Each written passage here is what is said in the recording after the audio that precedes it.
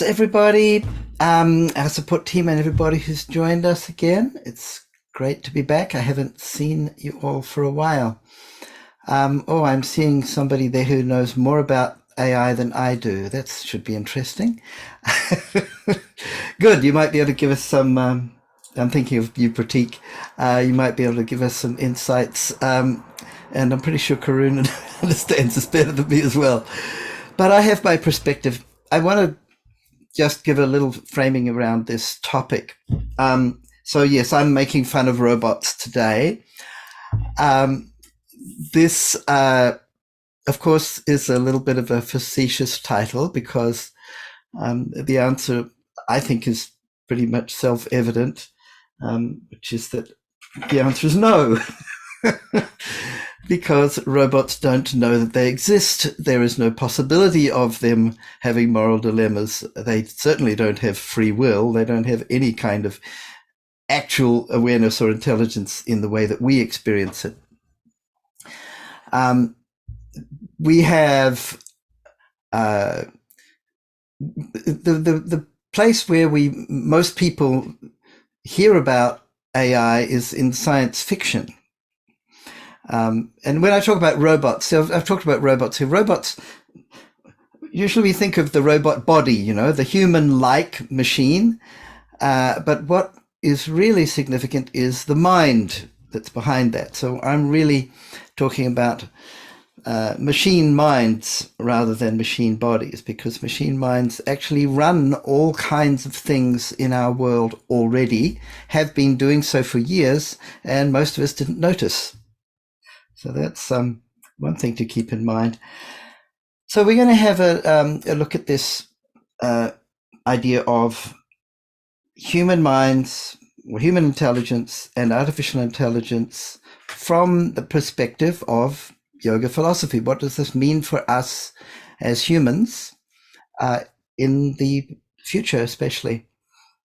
What might it mean? So what we're going to do is I'm going to try and help you understand, if you don't already, a bit of the reality around artificial intelligence as compared to human intelligence, rather than the science fiction fantasy version, because there's a lot of misunderstanding around this, largely thanks to Hollywood.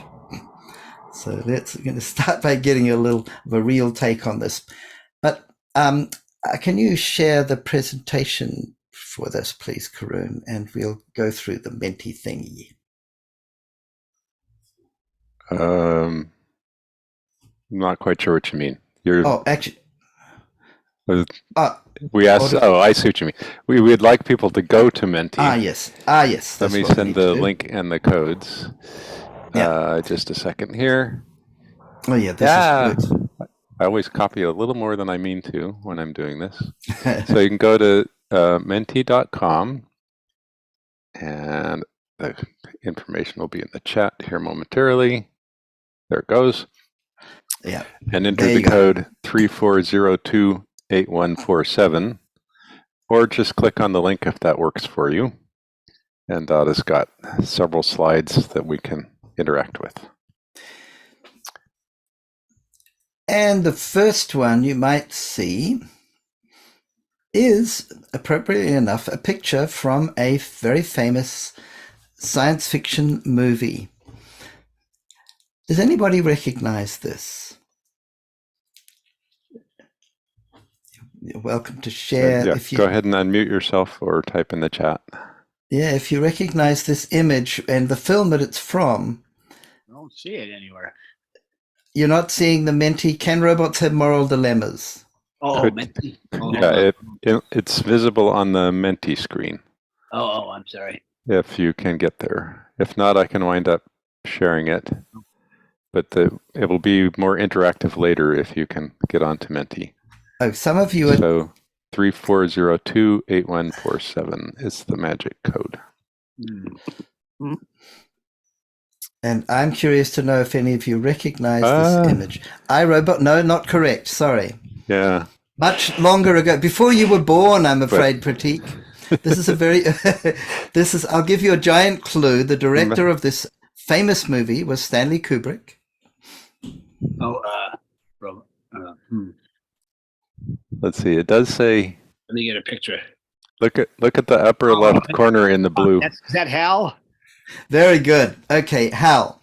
So Hal is the highly intelligent robot that runs the spaceship that they're in the film 2001: A Space Odyssey, which was released, I think, in 68 or something. Which is incredibly boring and slow now compared to new movies. It is not a modern movie. It's not a modern movie, but it was a very revolutionary film at the time, both technically and in terms of the ideas. Right. And it was actually sponsored. I was just watching an analysis of it the other day. It was a very revolutionary film, very critical of the computer industry as it was then, which, the leading company in that was IBM. And IBM, well, the name HAL is just if you shift the letters in the alphabet one letter back, you get, from IBM, you get HAL. Oh, yeah. So the film was heavily sponsored by IBM, but Stanley Kubrick managed to gain control to the degree where he didn't have to show them the final cut before it was released. And they didn't know that the whole story is actually a warning about the dangers of artificial intelligence and computers. And they were sponsoring it. And when it came out, they were furious, and they withdrew all their any mention of IBM in all the credits and everything. They didn't want to be associated with it. It was a bit too late to take the money back. But anyway, it was the point here is this computer that runs the ship actually kills one of the astronauts and won't allow the captain back on board the ship. He's trying to kill him, and the captain manages to outwit the evil robot.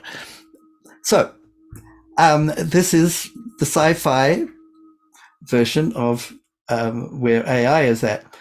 So I have a question for you all, which is, how do you feel about AI? So you can vote in your little Menti thing, or you can write in there. Oh, a couple of us have already written something, but you can add your comments or your rating of how whether it scares. I might have to. Well, I'm wondering this is going to work. Yeah, it should do. You should be able to see that little.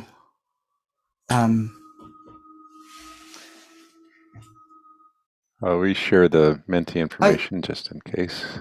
Oh, no, it's working. People are adding things. Okay, we have 6 people have voted. Okay, on average. Okay. Okay, everyone. Actually, yeah. Can you screen share data so we can see the results coming in? Oh, you can't see the results. Yes, I can. I will screen share. Give me a second.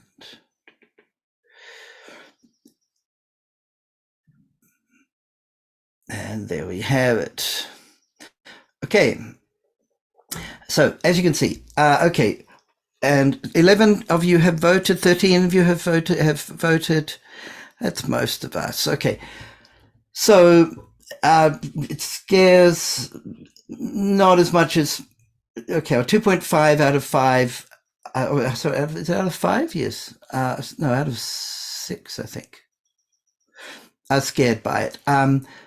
More excited, more interested, most interested. Do you think it's overhyped?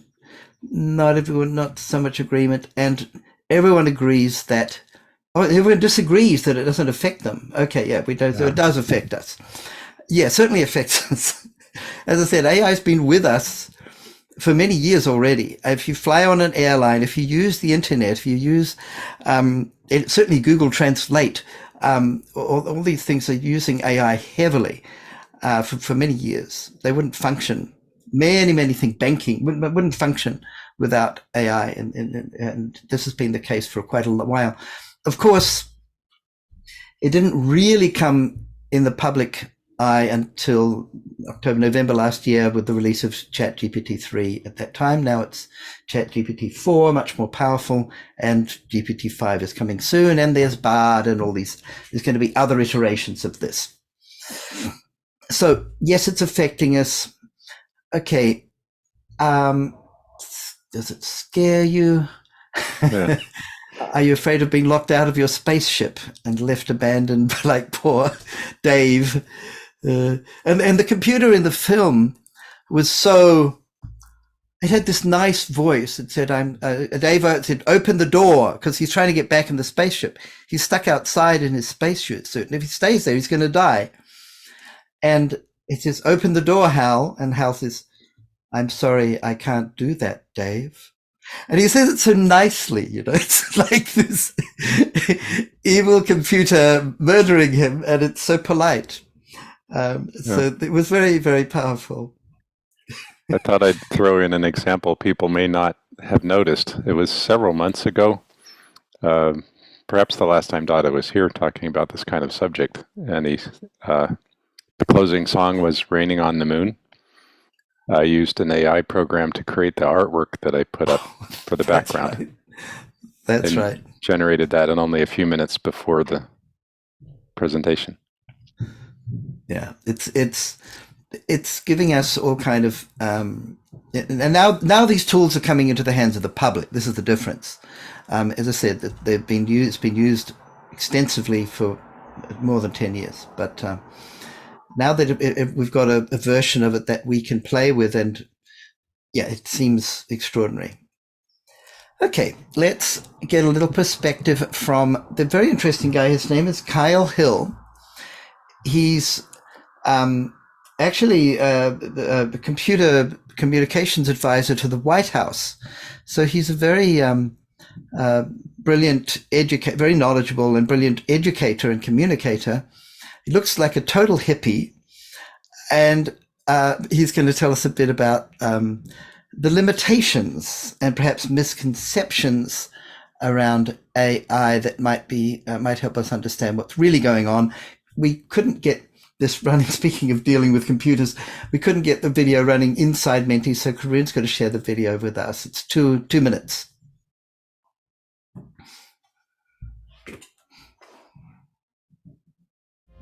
Go, a game about placing and capturing groups of black and white stones, is probably the world's oldest board game, and for thousands of years, humans have been the best at it.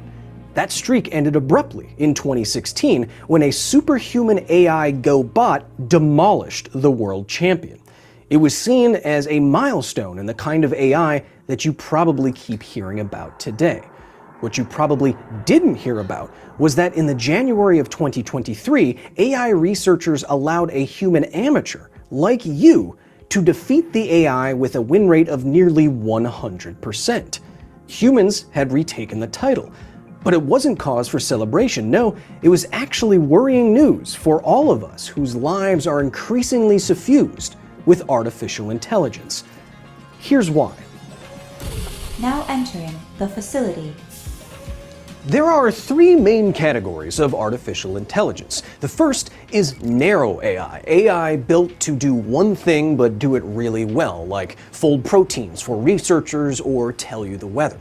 The next step up is general AI, or AGI, a general intelligence that, like you, can learn and solve a wide array of problems from math to art.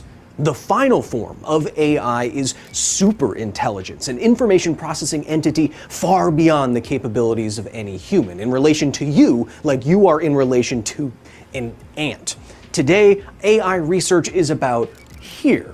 A little bit better than narrow, but not quite general. No matter what anyone has told you, no one has general or even sentient AI. Yeah, no one has that. So while any of these systems may be superhuman in their abilities, for example, a narrow Go bot able to best the best human, we are still today very far away from sci-fi level AI. Like so far away, my dude? Yeah. Okay, thank you. So, as I said, wonderful communicator. I love this guy. All right, we're going to go back to me sharing my screen, I think, or back to the Menti. Okay, I hope you can jump back to your Menti successfully. Well, but for us to see the results of the Menti, you'll need to share your screen. Okay, so we're going to jump past that one. Okay, will AI replace us? So this, of course, is both a concern, maybe even a fear, but also maybe a good thing. I mean, I don't want to be the one figuring out how to translate English into Chinese. I mean, it's way beyond my capacity. And even to someone who can do it, maybe they would rather be walking in the park or spending time with their children. So replacing us may not be a bad thing, or it may be. So I want you to share your thoughts on this. And we've got some answers coming in. So I got to enter to show the answers, and I will share my screen. 1 second.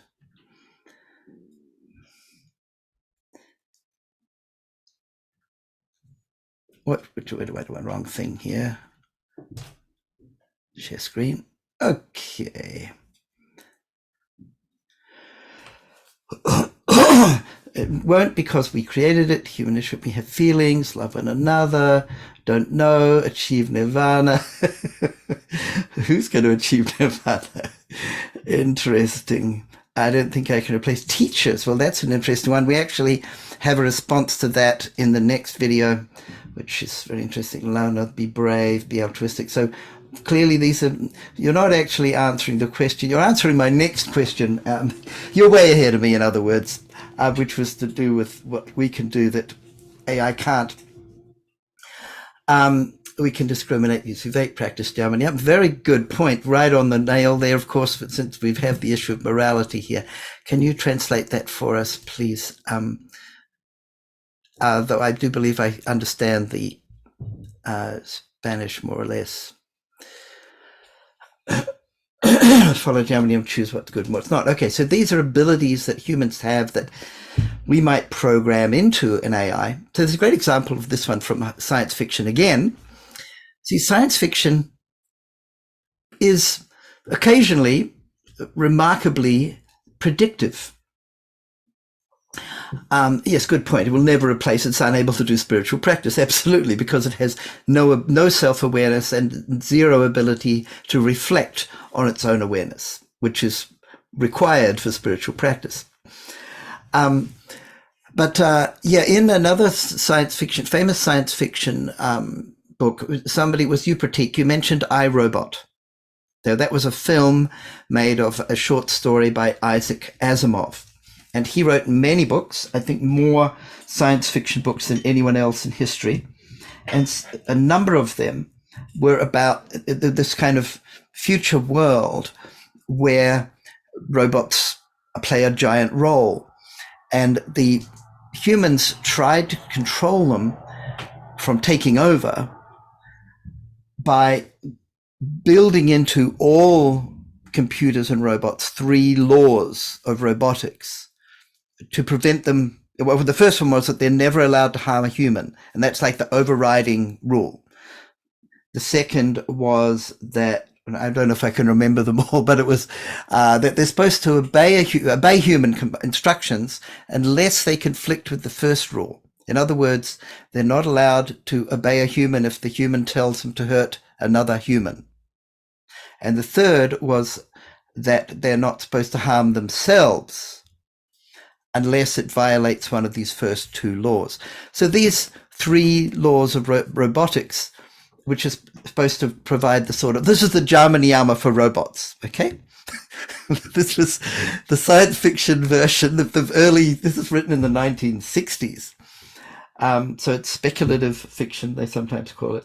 But this was the early attempt at, giving us some sort of morality for robots. Okay, so these are some of the things about how this might affect the nature of work. We'll somehow make life easy, but also many people will lose their jobs. Well, that's an interesting one, because this has actually been happening ever since we started developing technology. Now it's happening more rapidly now and more dramatically, but with the agrarian revolution, that created a huge change in the types of work that people did. It created leisure time, which was mostly taken up by the ruling class. It created an elite class, actually. I can read all about that in *Sapiens* or many other books. Then, of course, the Industrial Revolution, again, created vast wealth for the elite, for the capitalists, and some degree of comfort for some other people. Okay, so the wealth is not shared equally, but certainly a technology can make life easier. Many people lose their jobs. That's been going on for a long time. What's happening now is people working at desks in front of computers are losing their jobs. And they're a bit upset because they were kind of an elite, and now their jobs are under threat. And I had friends who've lost their jobs at high-paying, very nice jobs at computer companies, and more than 200,000 jobs just in Silicon Valley, where I live, have been lost in the last few months. So it's tremendously disruptive, for real. So I want to show you a video. So some of you might have seen other interviews or talks by Sohail in Ayatollah. He follows an anandamarga practice. He's actually written, I think, more books about Prabhat Ranjan Sarkar's philosophy than anybody else alive. So he's a tremendous expert. Now, he lives in Australia, in Brisbane, and I visited him last month. And actually, no, it was last month. Yeah, end of last month, a month ago. I was in Australia. And I visited him, and we went to a nearby university where we interviewed another scientist. But I also had a quick interview with him about artificial intelligence and the future, because Sohail holds the chair for future studies at UNESCO, and he's advises governments, local, and all kind of organizations, both private and public,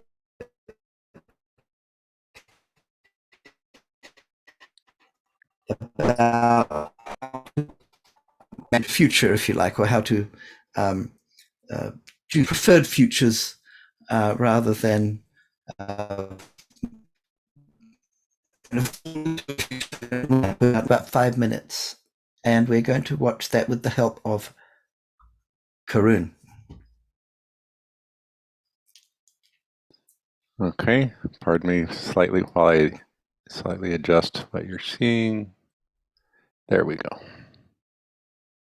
I first, stepping back, read about AI in an article book by the philosopher P.R. Sarkar. And he talked about mind and technology. And that got me thinking. I read this piece in the 70s. I said, that's interesting. What does that mean? And then later, when I was a student of future studies and working at the Hawaii justice system, we started to explore what would happen if judges and attorneys started to get replaced by AI. Because much of what they do is precedence-based. Yep. So anything that's precedence-based, of course, an AI system can do better. But that was in the 80s, and of course, the maturity level has taken a while. Clearly, the latest decisive event was the rise of ChatGPT and then its next iterations. But I could see straight away the discussions we were having 30, 40 years ago suddenly made sense. So with international policing, we immediately talked about this is a great opportunity for the dark web, for organized crime. We need to quickly get ahead of the curve and start to look at a policed ChatGPT, using AI for international policing to ensure the dark web, et cetera, doesn't use it for horrible purposes.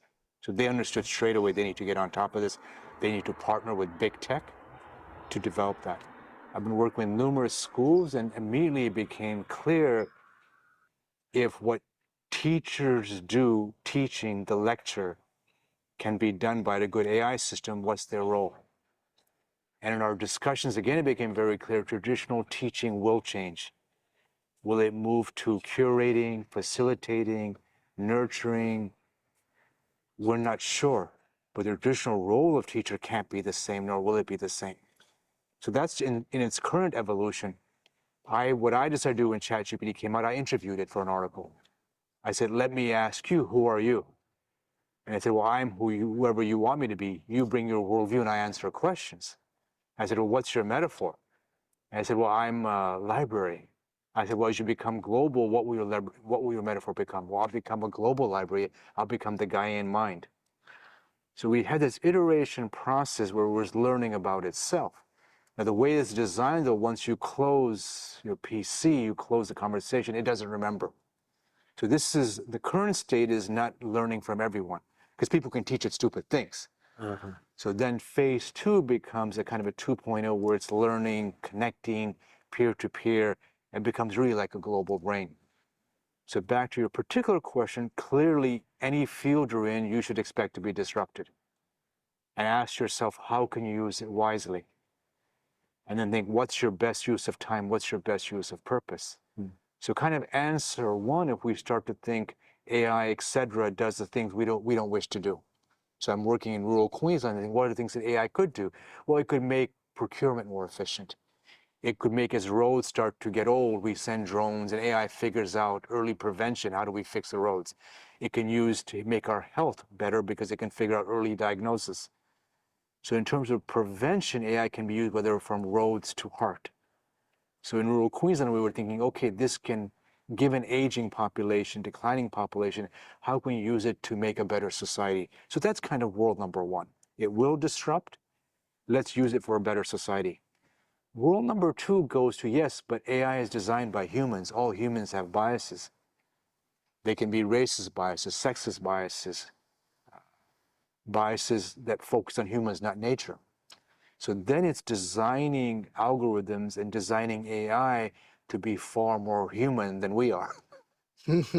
As in terms of better humans, more spiritual, more inclusive. Yeah. So I have one colleague, she was deconstructing AI programs to say, well, they're designed on one culture, civilizational history, not hers as a Black African American.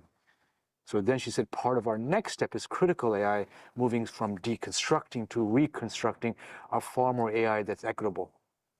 Now, part 3 is jobs do disappear, then what's the role of the state?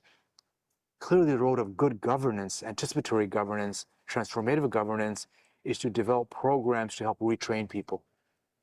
The old future is disappearing, the used future, if you will. Let's work together to create a novel future where your jobs are not, we shouldn't protect them, but we should support and retrain so you find a role to use AI wisely or find new areas. So in education, we talk about no change, teaching and training for jobs that don't exist. Marginal change, maybe learning a bit of English, learning some coding, but still within the current structure. Future washing, if you will. Adaptive change is saying, well, how is the world changing? Well, aging, well-being, healthcare, artificial intelligence, bioinformatics, neural technology, more connections globally, peer-to-peer, that's adaptive.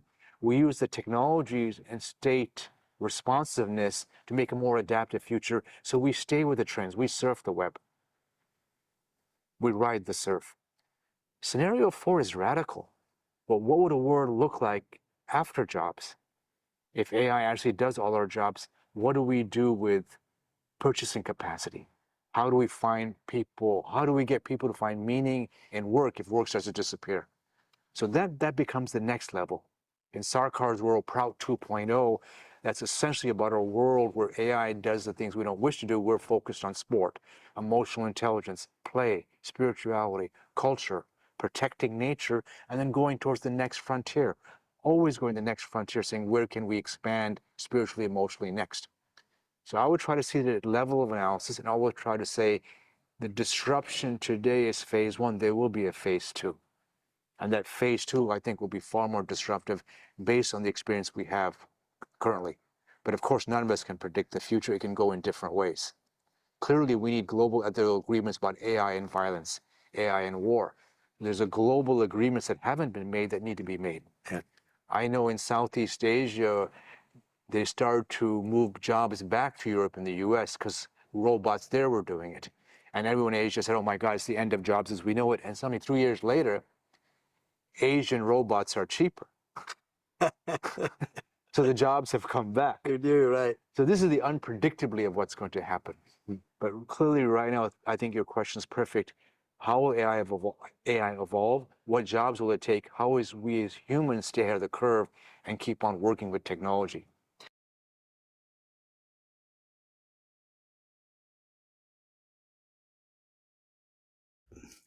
Thanks a lot, Karun. And of course, Sohail. Yeah, I want to give you a little perspective on what it's like talking with Sohail about stuff like this. It's like talking to a superintelligence. He is definitely one of the most brilliant people I've ever met. Of like a handful of most, extraordinary. And I thought his summary of the significance of what is happening from both a spiritual and a Proutist perspective, well, they kind of overlap, was brilliant. Yes, indeed. Thank you, Professor. So he's one of Baba's special gift to us, Mike. Yeah, he's a genius. Absolutely. Thank you, Krishna Prema, for answering the question about what is UNESCO. So I think I just want to read that out. UNESCO is the United Nations Educational, Scientific and Cultural Organization. It contributes to peace and security by promoting international cooperation in education, sciences, culture, communication and information. It promotes knowledge sharing and the free flow of ideas to accelerate mutual understanding and a more perfect knowledge of each other's lives. The UNESCO's programs contribute to the achievement of sustainable development goals defined in the 2030 Agenda adopted by the United Nations General Assembly in 2015.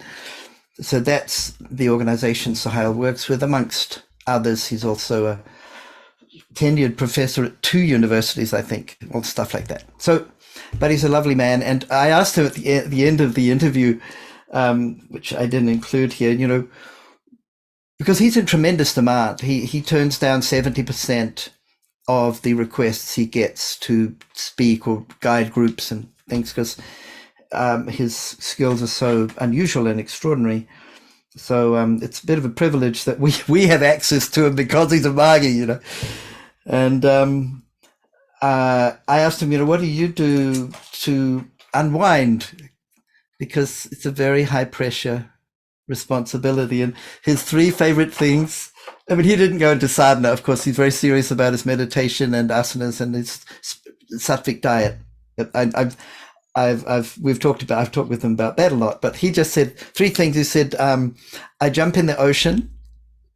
So he loves to go swimming and body surfing. And because he lives fairly close to the ocean, we were just by the ocean at that, in that interview. It says he loves to jump in the ocean. Second, his quick fix is gelato. He loves gelato. And his third one was he loves basketball.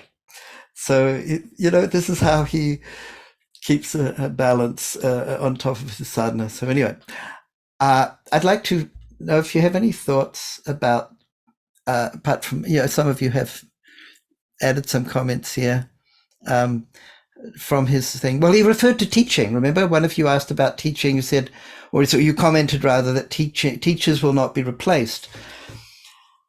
And basically, he said, if you remember, that's true, but their role will change. Okay, the role will change. That's already happening.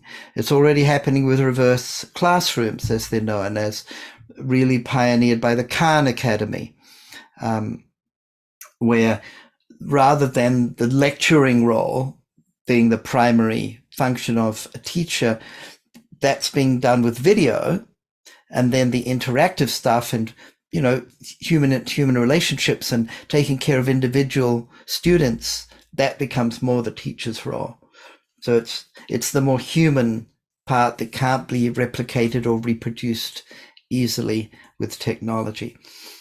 So, yeah, I think he's right. Everything's being changed. Vijay saying, seems like the problem is not technological advances, but lack of moral and spiritual growth keeping up.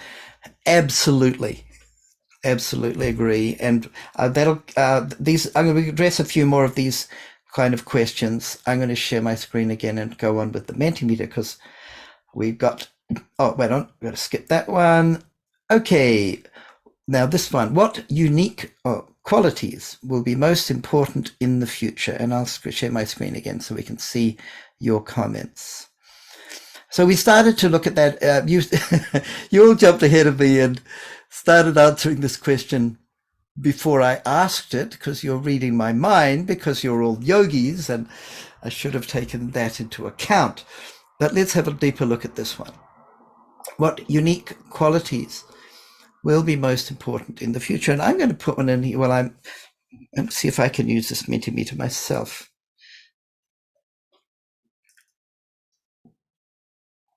Of course, Vijay, you touched on this already. Right. This is nice. Oh, wow.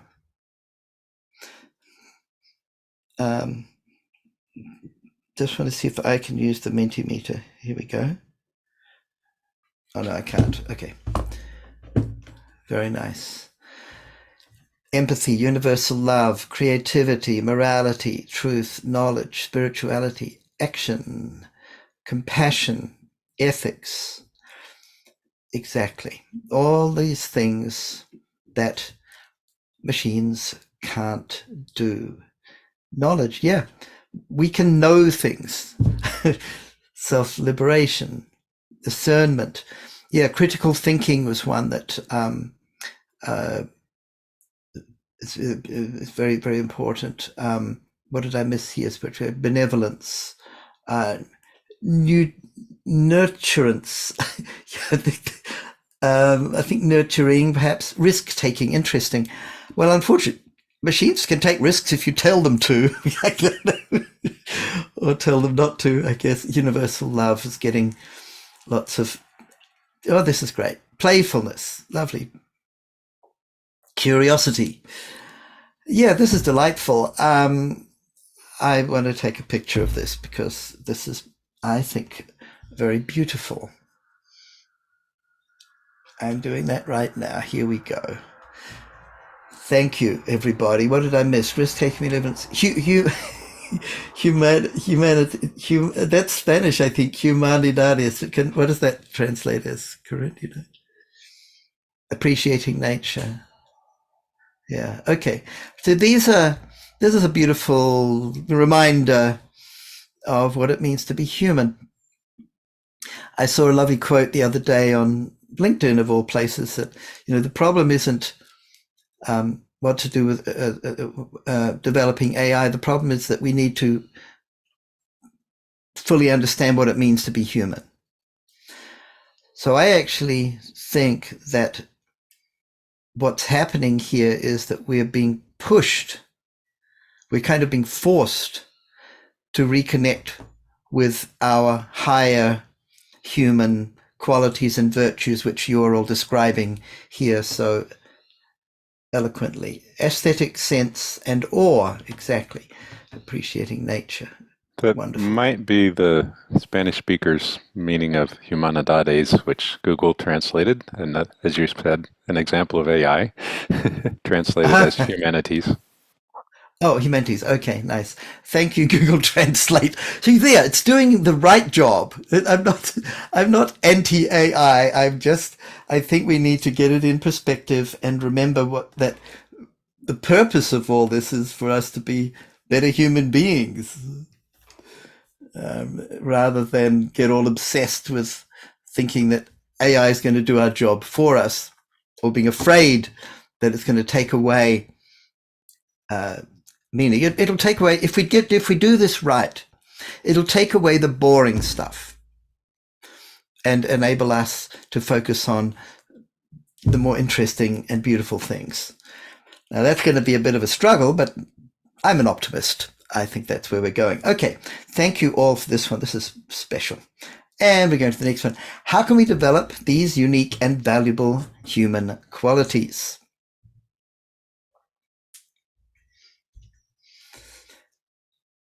Now, this is a kind of a leading the witness question. It might get some objections from the judge in the court, because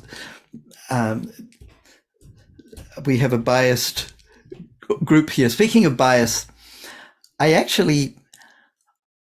was commissioned by Google, by YouTube, to create a series of meditative or visualizations and meditative exercises for them to use training people reviewing content on YouTube. So the idea was to reduce bias on the part of content reviewers.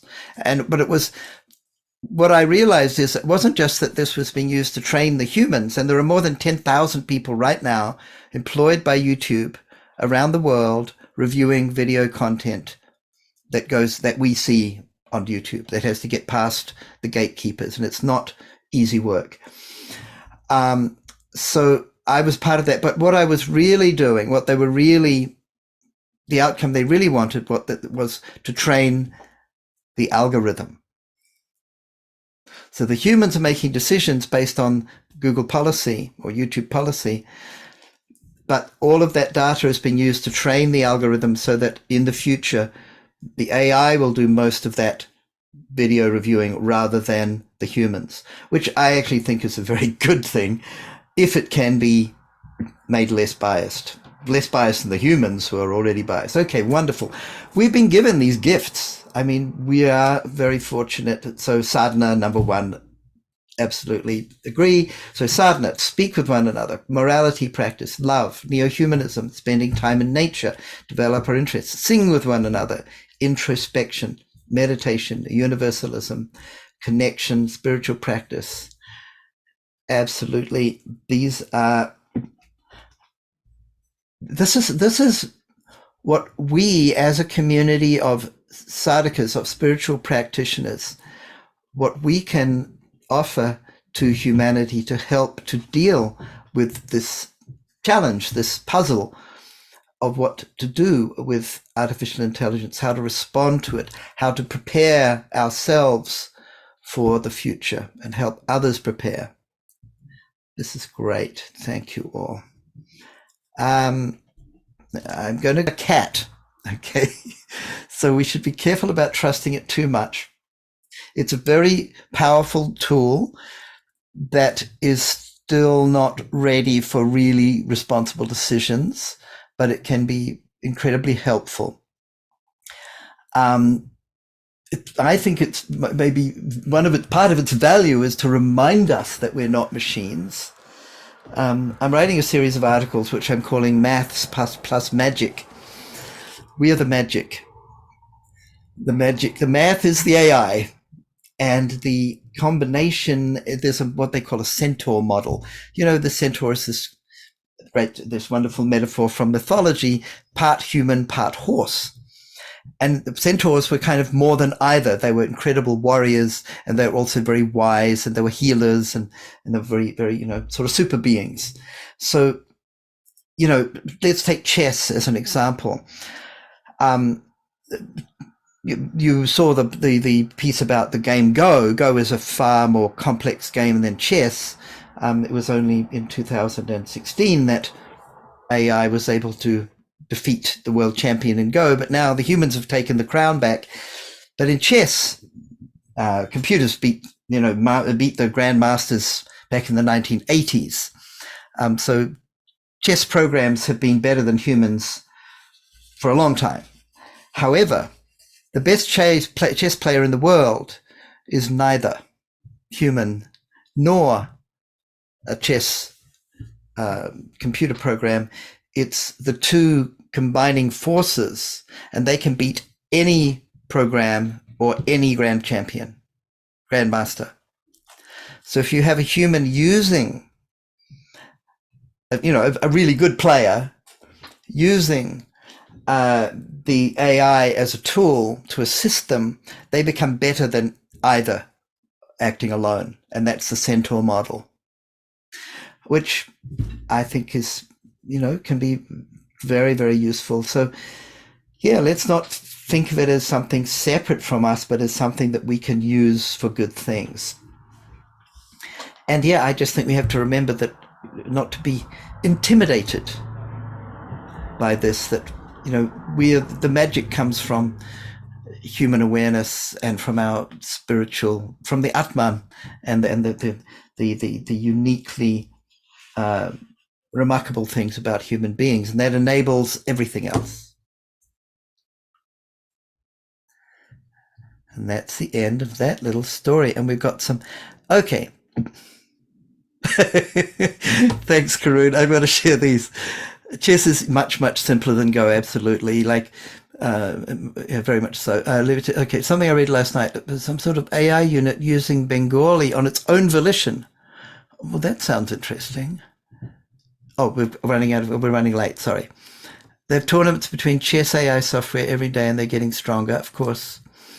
How much of a centaur am I when I'm using my cell phone to remember phone numbers, notes of things to do, and give me directions where I'm going? It's great. You're using it to extend your memory. Perfect.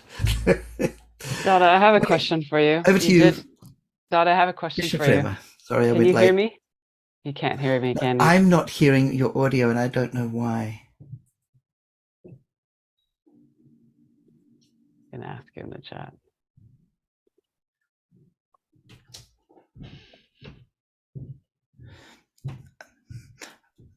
I think I might leave the room and come back.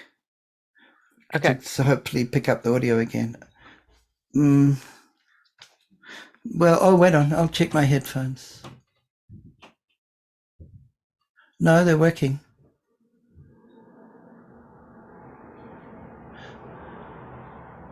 You know what? I'm going to turn them off, and I'm going to waste computer speakers. Still not working. Well, now we're not talking to you. Can you hear us now? Oh, can you hear? You're right. There's something wrong with my headphones. I know why. So, Dada, I have a question. You brought up a couple of objectives that we can do as individuals, but is there more that you can tell us? You know, I remember reading a book, I think it was by Thomas Friedman, about Thank You for Being Late. And he talks about the microchip and how I think the microchip was created like in 1950s, and how it like every 2 years it improves. And so the acceleration of things changing are constant. And the one thing he talks about is, you know, we constantly need to keep learning and expanding our like ability of creativity, and like, but we constantly need to keep learning. We need to keep even into our, you know, 60s, 70s to stay almost kind of the, I wouldn't want to use the word relevant, but as spiritual people, spiritualists also, and as people that were striving to be, you know, planetary leaders and stuff like that, is there some more objective things we can do as individuals right now to be navigating this new territory, this new terrain? Well, I think so, yeah. Figure out, you know, really ask yourself, what can I do that no machine can do? And focus on that. So develop that. So in other words, sadhana, which develops intuition. So I see intuition as the great separator, if you like. I don't believe that machines, even more advanced AI that will come in our lifetimes, will ever be capable of what I call true intuition. I was watching a really neat video by this brilliant mathematician, and he was talking about how the great advances in mathematics always come through intuition. They're never a result of more math. He says they come in jumps. And these are only possible for intuitive beings like us. So yeah, develop your intuition. Our practice is called intuitive science, or intuitional science. So it's a methodology. The whole system of sadhana in anandamarga, it's a methodology that is described to, that's designed to develop our intuitional abilities, which includes awakened conscience. So a lot of people think of intuition as just understanding things, but the most important thing to understand is what we should do and what we shouldn't.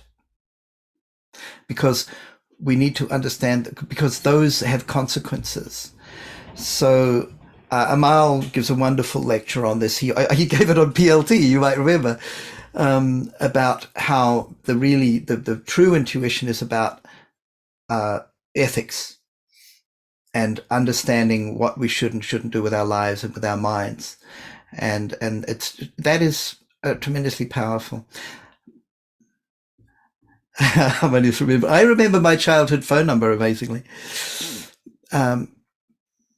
So Yeah, I actually think the most powerful thing we can do is more sadhana, because it develops intuition, which is our unique human ability. But then, other creative things, not boring things, and then find useful ways to apply those. So that's where, it requires creativity to think, okay, how can I take what I've learned from my practice, my spiritual practice, and anandamarga, how can I use that to help people? And that's the challenge that I kind of face every day, because I'm working with a lot of technology companies that are developing this crazy technologies, but I'm trying to think, how can I help the humans to become better humans by introducing these spiritual practices to them, so that will become that ethical sense will become more a part of the artificial world that they're creating. That's my particular challenge, but there's a school teacher has a different set of challenges.